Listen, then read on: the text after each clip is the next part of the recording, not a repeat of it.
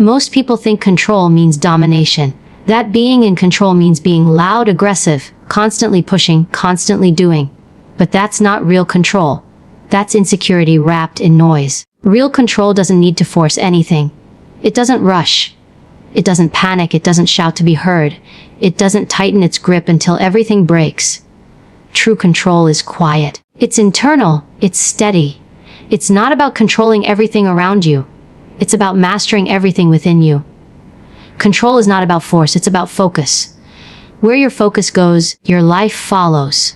If your focus is chaotic, your world will reflect that chaos. But when you bring focus into your thoughts, your habits, your words, your direction, you become unshakable. You can't control what people do. You can't control how the world responds. You can't even control the outcome of everything you work toward, but you can control your focus. You can control how you show up, how you train your mind, how you choose your energy in moments where you want to break. That's power. That's maturity. That's the kind of strength people feel before you say a word. Because it's built on discipline, not dominance. The people who are truly in control of themselves don't look like they're doing the most. They look centered. Because focus is presence. It's intention. It's the ability to know what matters and ignore what doesn't. You're not responsible for controlling the storm. You're responsible for how you steer your ship inside it. That's what people forget. They waste so much energy trying to fix everything outside of them. Trying to make others change. Trying to manipulate outcomes. Trying to control timelines, reactions, opinions. That's force, and force drains you. Focus, on the other hand, directs you. It brings you back to what's real. Your choices, your words, your routines, your preparation, your self-respect. The more you focus on what's within your domain, the more powerful you become. Because now you're no longer leaking energy. You're no longer reacting to things that were never yours to manage in the first place. Control built on force crumbles the moment something doesn't go your way. But control built on focus stands firm, even when things fall apart, because focus isn't fragile. It adapts, it recalibrates. It says, this didn't go as planned, but I can still choose how I respond. I can still choose where my mind goes next. That choice, that's where your freedom is. Not in controlling the external, but in mastering your internal. If someone disrespects you, you don't control their behavior, but you control whether you allow access again. If something fails, you don't control the outcome, but you control whether you rise again. And how quickly, and how strategically. Most people aren't lacking strength. They're lacking focus. They have the ability. They have the tools. But they give their power away to distractions, to noise, to petty drama, to temporary gratification. You can't be powerful if you're constantly pulled in 100 directions. Focus is how you reclaim your life.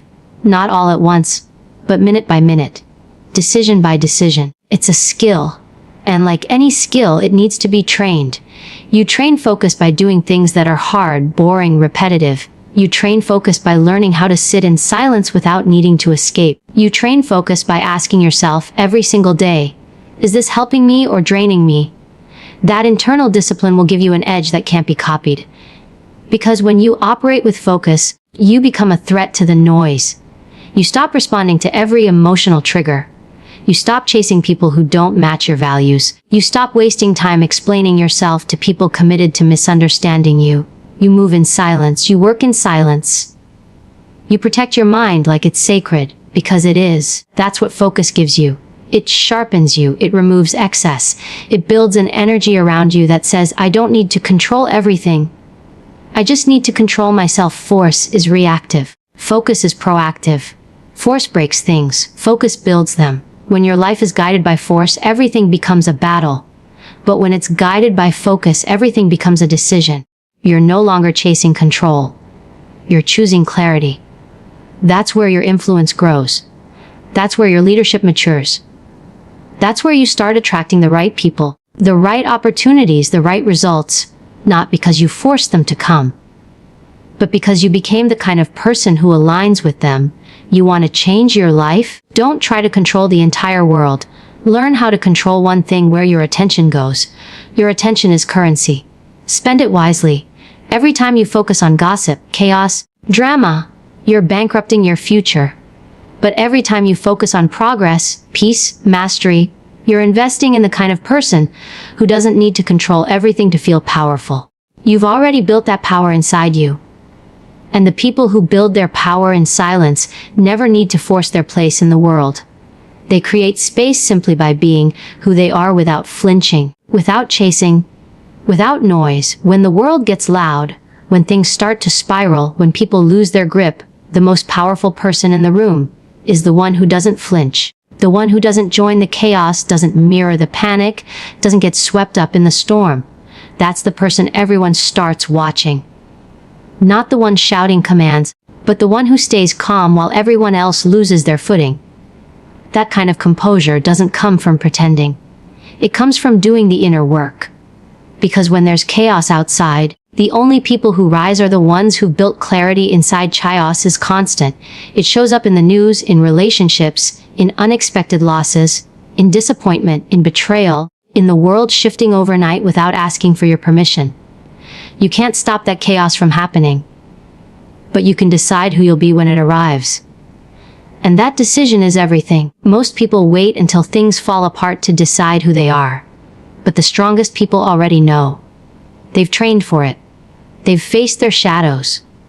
They've developed clarity under pressure. So when the world gets unstable, they don't lose themselves. They return to themselves. Clarity isn't some magical moment of enlightenment. It's a muscle.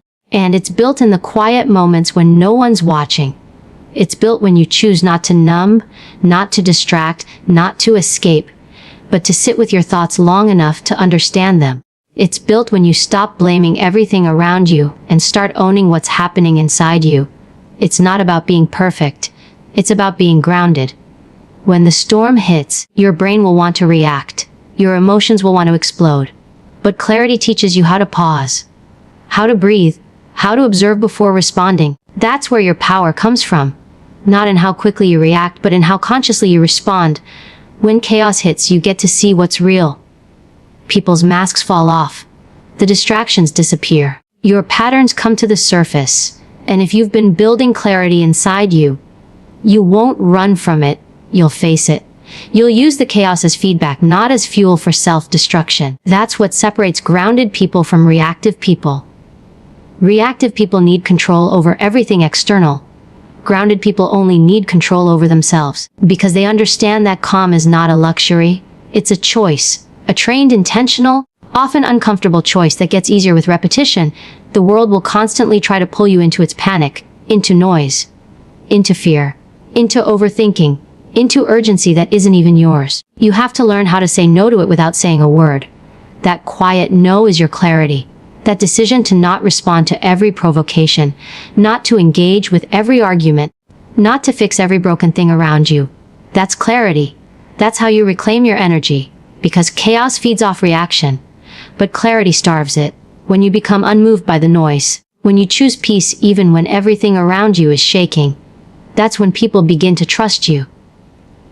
That's when they follow you, because they feel your stability in their instability.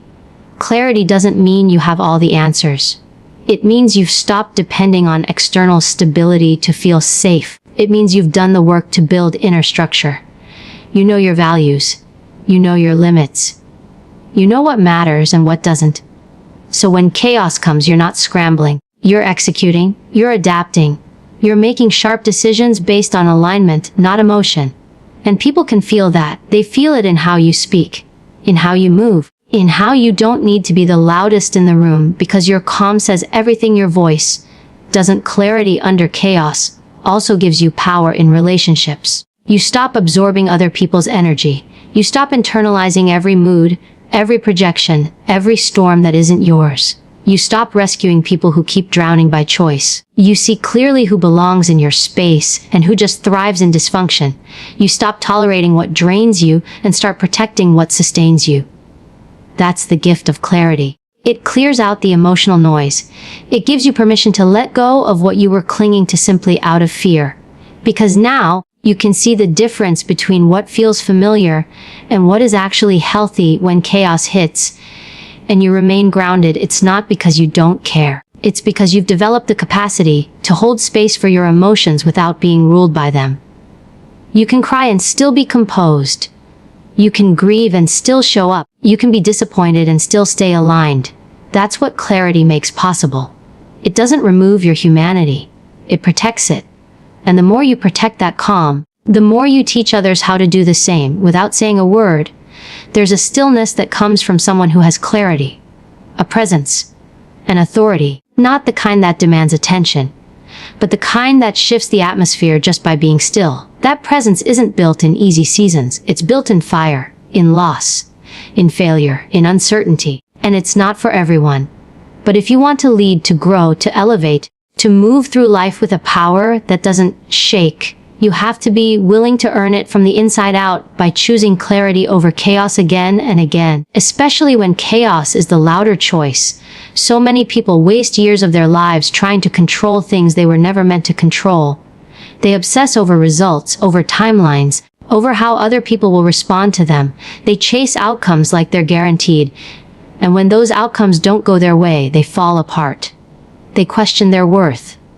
They question their purpose. But here's the truth: you were never meant to control the outcome. You were meant to control the input, the energy, the commitment, the discipline, the effort. That's your domain. That's where your power lies. Everything else, how fast, how big, how far, is outside your hands.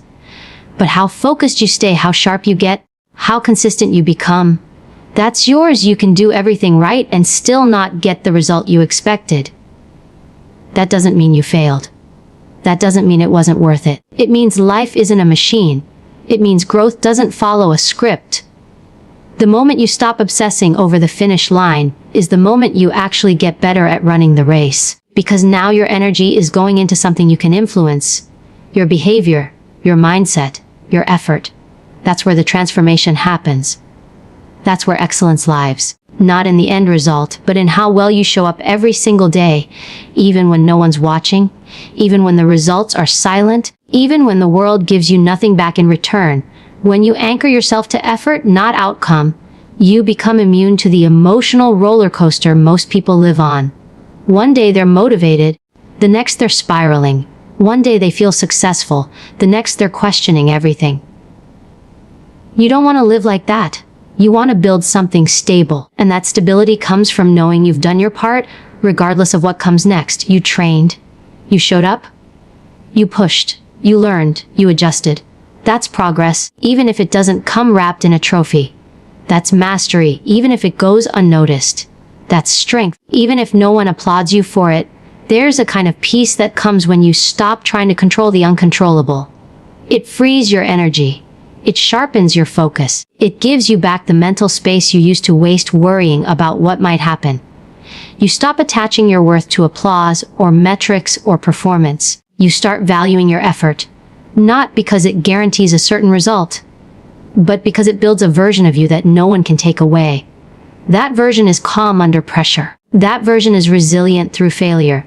That version can pivot, adapt, and still move forward without needing to see the entire staircase. Most people never reach their full potential because they keep quitting when the outcome doesn't match the timeline they had in their head. They think effort is only valuable if it pays off fast. But the people who go the farthest, who build the strongest foundations, understand that effort is the reward. Because effort refines you. It exposes your weaknesses so you can strengthen them. It stretches your limits so you can expand them. It humbles you, disciplines you, develops you into someone who doesn't fall apart when things get hard. That kind of effort builds mental toughness. And mental toughness outlasts talent every time you want to change your life. Forget about the finish line. Focus on your process. Focus on how you eat, sleep, think, speak, move, react. Focus on your patterns, your consistency, your mindset. Ask yourself daily, did I give my best effort today? Did I align my choices with the person I want to become? Because if the answer is yes, then you're winning, whether or not the world sees it yet. That's the kind of effort that builds confidence from the inside out. The kind that can't be shaken by rejection, by criticism, by delay. Because you're no longer chasing an outcome to feel worthy. You already know who you are, and you prove it through what you do every single day. Let go of trying to manipulate results. That's ego talking. Ego needs a guaranteed payoff to stay committed, but real growth requires you to keep going even when there's silence, even when it looks like nothing is working. That's effort rooted in purpose. And purpose will always outlast emotion. Emotion fades. Emotion gets tired. But purpose stays if you feed it. And you feed it with action. With showing up when it's hard. With doing the right thing even when no one's keeping score. You become dangerous in the best way when your effort becomes non-negotiable. Regardless of the outcome. There will be days when your work feels invisible. When you question if it's even worth it. When you look around and wonder why others seem to be ahead. Don't let that pull you away from your focus. Don't compare your journey to someone else's highlight reel. Focus on your lane. Focus on your mission. Focus on who you're becoming. Because at the end of the day, the outcome is never fully yours. But the process always is. And when you master that, when you fall in love with effort for effort's sake, the results take care of themselves in ways you could never have scripted. You don't realize how much energy you're wasting until you start conserving it. Every reaction, every emotional outburst, every unnecessary argument, it drains you. Not just mentally, but physically, emotionally, spiritually. It takes a toll on your focus, your peace, your clarity. Most people don't feel tired because they've done too much. They feel tired because they've reacted too much. To comments, to people, to nonsense that didn't deserve a single second of their life. You can't live your life reacting to everything and expect to feel in control.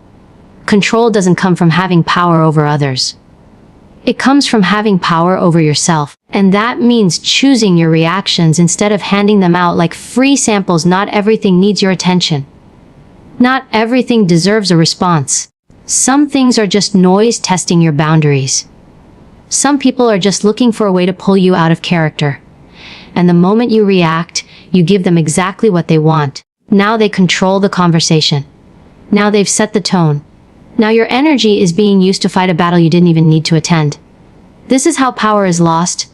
Not in big moments, but in small ones, in subtle triggers, in knee-jerk replies, in the inability to pause. Real strength is not how quickly you clap back. It's how calmly you choose to say nothing. When the situation doesn't deserve your voice, every time you react, you open the door to being manipulated. Because now you're not responding with strategy. You're reacting from emotion. That emotion might be valid, but it isn't always useful. There's a difference between feeling something and acting on it. Emotion tells you where you are. Discipline tells you where you're going. Most people act on emotion and wonder why they stay stuck in cycles. They think expressing every thought means they're being real. But being real isn't about being loud. It's about being intentional. It's about having the emotional maturity to decide, is this response worth the cost? Because there is always a cost. Your reaction is your currency. You spend it every time you raise your voice, defend your ego, or let your triggers run the show. And over time, those small withdrawals bankrupt your peace. That's why so many people live in a constant state of exhaustion. They're leaking energy through every unguarded emotional response. The strongest people aren't those who dominate a room. They're the ones who know how to manage their energy like it's sacred. Because it is. Not everyone should have access to your calm. Not everything deserves a slice of your mental clarity. There's a discipline in stillness, in not reacting, in observing first, in breathing through tension instead of exploding through it. That pause is your superpower.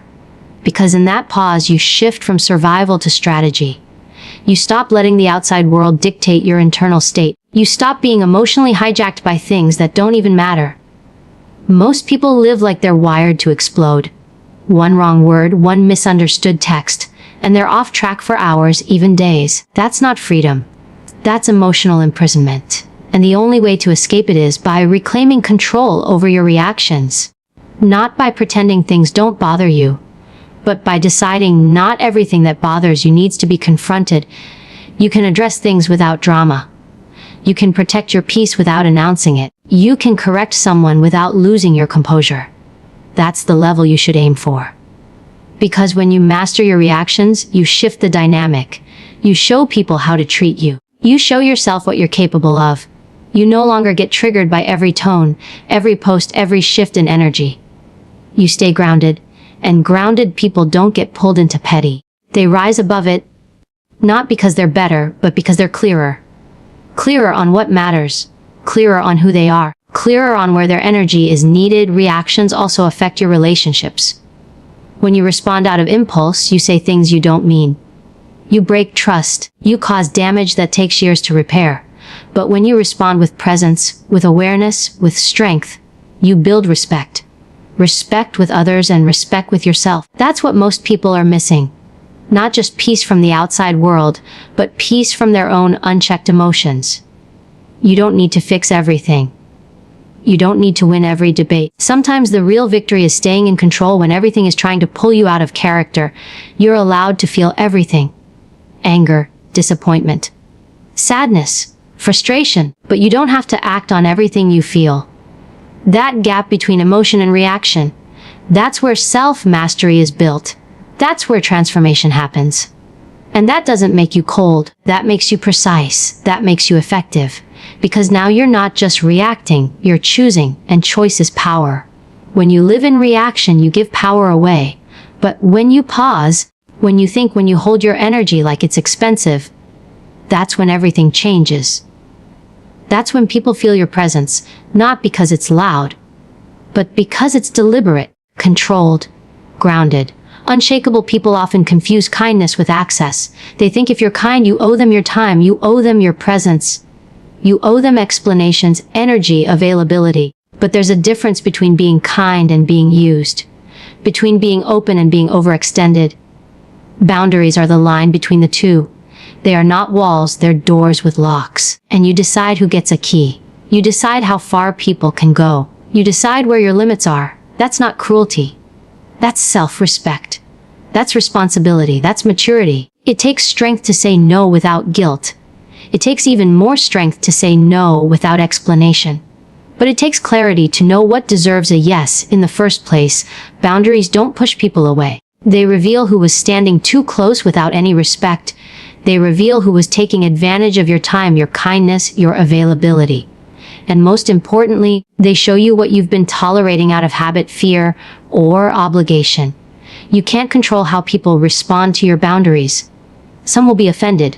Some will fall off. Some will call you distant or cold. Let them.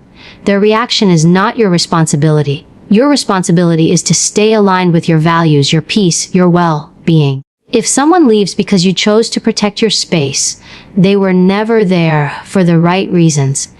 You are not required to explain your boundaries to people who benefited from your lack of them. The moment you stop people pleasing is the moment you start living.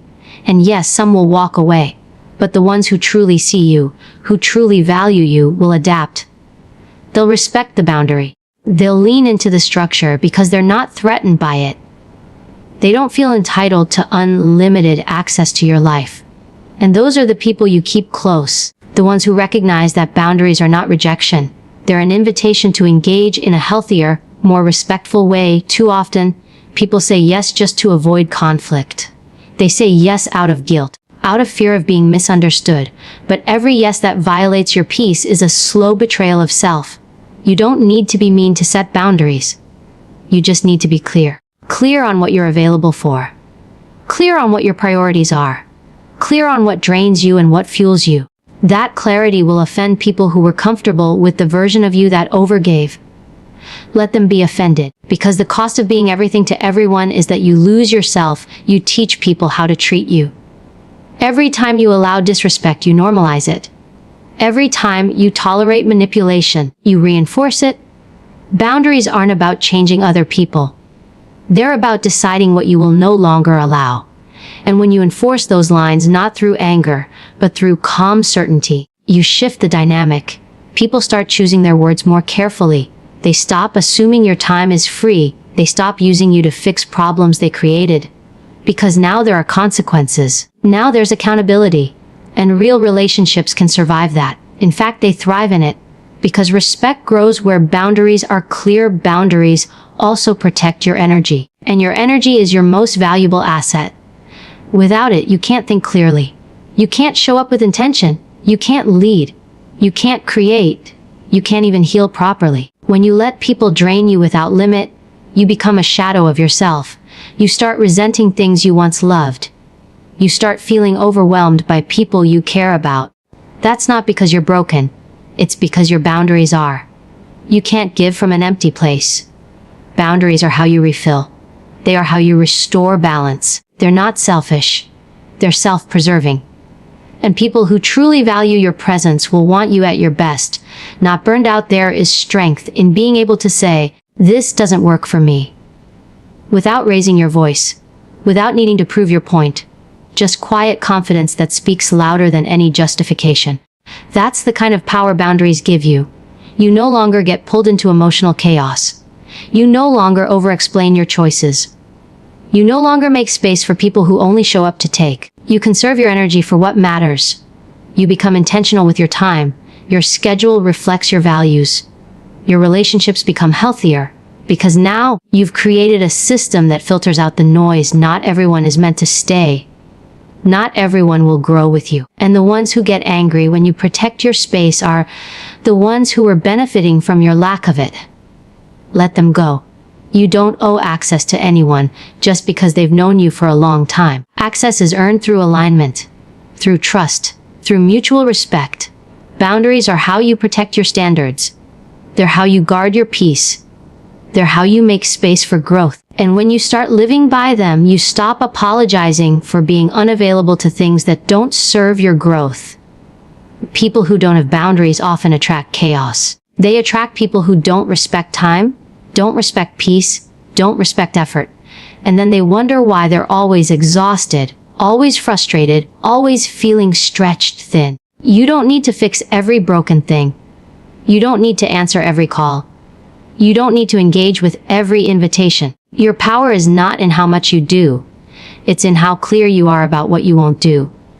That's where real freedom begins. Not in pleasing others, but in protecting the version of you that had to fight hard to get here without apology, without guilt, without giving yourself away to people who never deserved unlimited access to your soul. The need for approval is one of the quietest prisons you can live in. It doesn't scream. It doesn't come in chains. It shows up as hesitation.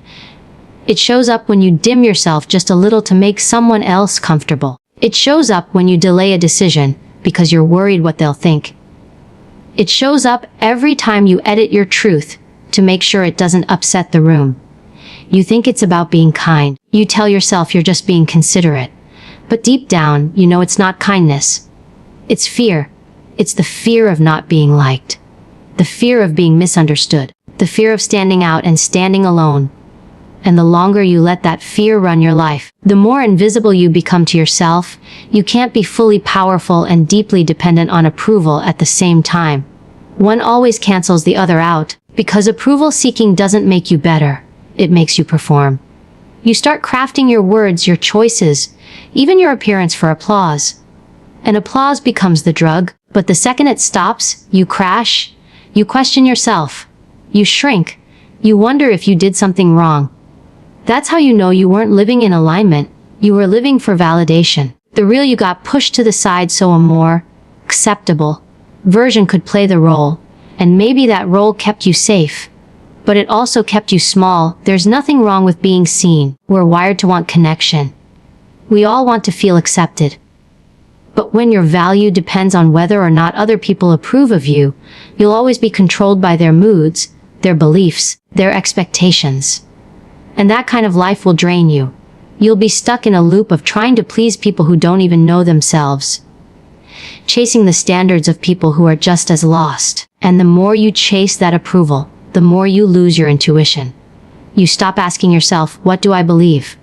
And instead start wondering, what do they want from me? That question will hollow you out from the inside. Letting go of approval isn't about becoming cold. It's about becoming real. You stop moving through the world with a performance mask on. You stop adjusting your truth based on the room you're in. You stop molding yourself to make other people feel more comfortable with who they are. Because here's the truth. People who demand you shrink to feel safe were never meant to stand next to you in the first place. The people who belong in your life won't need you to dilute your power just to stay. They'll respect it. They'll meet it. They'll match it. But that only happens when you stop chasing approval and start standing fully in your identity.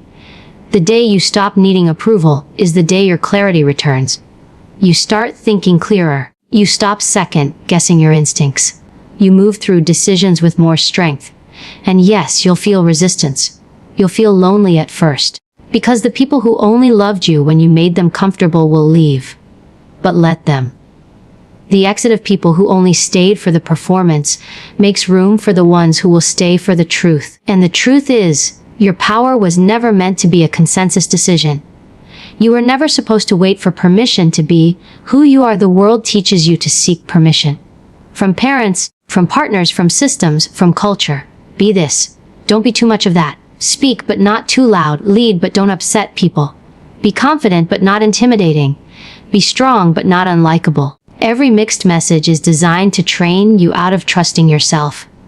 But you don't need the world's approval to become who you were meant to be. You just need your own respect, your own belief, your own voice. Every time you stop yourself from making a bold move because you're worried what they'll say, you reinforce the belief that their opinion has more weight than your purpose. That belief keeps you stuck. Because no matter how hard you try, not everyone will like you. Not everyone will understand you. Some people will judge you before you open your mouth. Some will project their insecurities onto you the second they feel your strength. That's not your responsibility.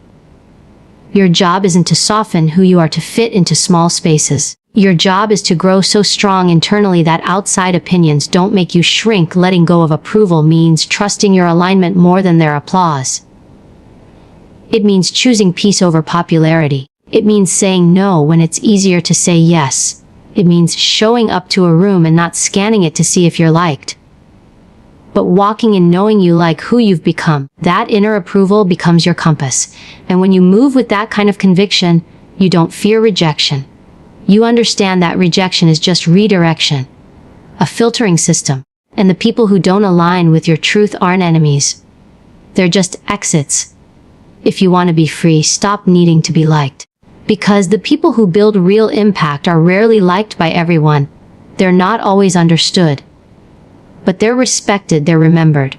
And most importantly, they're at peace, not because the world agrees with them, but because they've stopped betraying themselves for acceptance. That's what makes them untouchable. That's what times makes them powerful without ever needing to prove a single thing to anyone. Who doesn't see their value before they speak, before they perform, before they explain who they are, just to be approved by people who were never even qualified to judge their worth in the first place. Your life is a reflection of what you feed. Not what you want, not what you wish for. What you feed, your energy, your time, your attention, it's all fertilizer. And whatever you give it to, that thing will grow. Feed fear, it multiplies. Feed self-doubt, it becomes your inner voice. Feed comparison and you start to lose yourself. Feed anger and it colors every room you walk into. Most people aren't stuck because they don't know what to do. They're stuck because they keep feeding what's breaking them. And they don't even realize they're doing it. They think thoughts are harmless. They think habits don't matter, but your life becomes whatever you repeat, whatever you invest in, whatever you allow to stay every single day. You are either feeding your focus or feeding your distractions. You are either growing discipline or strengthening excuses. You're either watering confidence or reinforcing insecurity. There is no middle ground. It's one or the other. The thoughts you entertain, the content you consume, the people you keep around, the language you use when you talk to yourself. All of it is shaping you. And if you're not intentional about it, you'll grow a life that feels completely misaligned with who you truly are. Not because you chose it once, but because you allowed it over and over without interruption. If you feed drama, your life will feel chaotic. If you feed stillness, you'll learn how to regulate under pressure. If you feed instant gratification, you'll stay emotionally reactive. If you feed long-term habits, you'll start to see power in your process. The problem is most people feed what gives them short-term comfort, not what gives them long-term growth. And that comfort becomes a trap because it feels good in the moment. It soothes something. It helps you escape. But it costs you the version of yourself you haven't even met yet. And the longer you delay growth, the more addicted you become to survival mode. You have to start asking yourself, what am I feeding right now? With this thought, this choice, this reaction, what am I reinforcing? Because nothing stays neutral. Everything either elevates you or erodes you. Every repetition makes it easier to choose the same thing again tomorrow. That's how patterns are built, and patterns are powerful. Once you've repeated something long enough, it becomes automatic. You don't even question it anymore. You don't ask if it's healthy, you just live in the story that it's who you are. But who you are is not set in stone. It's shaped by what you feed daily. And you have more control over that than you think. Feed your peace. It will anchor you. Feed your focus. It will sharpen you. Feed your standards. They will protect you. But starve them, and everything becomes vulnerable. You get pulled into everything. You react to everything. You lose sight of what matters. That's what happens when you don't protect your attention. You end up living according to everyone else's noise, everyone else's urgency, everyone else's expectations. And you wake up one day with a life that doesn't feel like yours. Not because you didn't work hard, but because you fed the wrong things. You don't need to overhaul everything overnight. You don't need to be perfect. You just need to become aware. Start tracking your inputs. Start noticing what drains you, what triggers your insecurity, what habits hijack your progress, what people bring more chaos than clarity. Then start feeding the opposite. Feed the stillness. Feed the discipline. Feed the thoughts that call you higher. Feed the words that speak life into your identity. You don't need permission to start feeding your growth. You just need the courage to starve the excuses that kept you stuck. Most people don't realize how powerful their attention is. How every time they engage a negative pattern, they're reinforcing it. How every time they speak limitation, their brain gets used to hearing it. How every time they entertain doubt, they train their body to respond in fear. That's not just mindset, that's biology. Your body listens to what you feed it. Emotionally, mentally, physically, you train it how to behave based on your habits. So feed it strength, feed it preparation, feed it consistency. Because that's how you rewire your instincts. Not by wishing for change, but by working it into your system. One intentional decision at a time. The things that look small are usually the things shaping everything. The 5 minutes you give to fear first thing in the morning. The 2 hours you give to scrolling someone else's life. The 30 seconds it takes to complain instead of plan. That's all food. That's all input. And it's growing something, even when you think it's harmless. Your future self is either going to thank you or resent you for what you're feeding right now. Because it won't lie. It will show the truth. In your energy. In your results. In your relationships. In your self-image. And when you feel stuck or confused, the first thing you should check is your inputs. You get to choose what grows. Not through one big decision, but through 100 small ones. The next time fear shows up, decide whether you'll feed it or face it. The next time a low-standard opportunity knocks, decide whether you'll welcome it or walk away. The next time your mind tries to spiral, decide whether you'll indulge the chaos or interrupt it. That's where your power is. Not in controlling every outcome, but in controlling your inputs. Every day is a garden, every choice is a seed.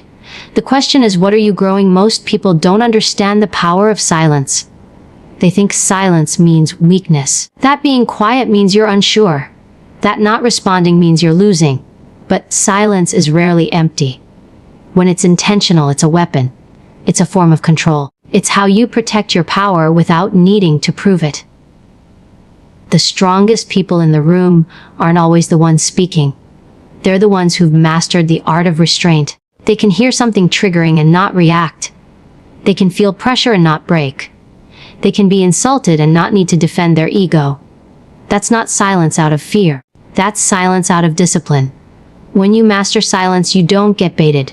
You don't fall into traps. You don't waste time justifying your actions to people who are committed to misunderstanding you. You stop speaking for the sake of being heard and start speaking only when it matters. Silence creates space. Space for thought. Space for truth to reveal itself. Space for your opponent to expose themselves while you simply observe. The more you speak, the more you give away. The more you react, the more predictable you become.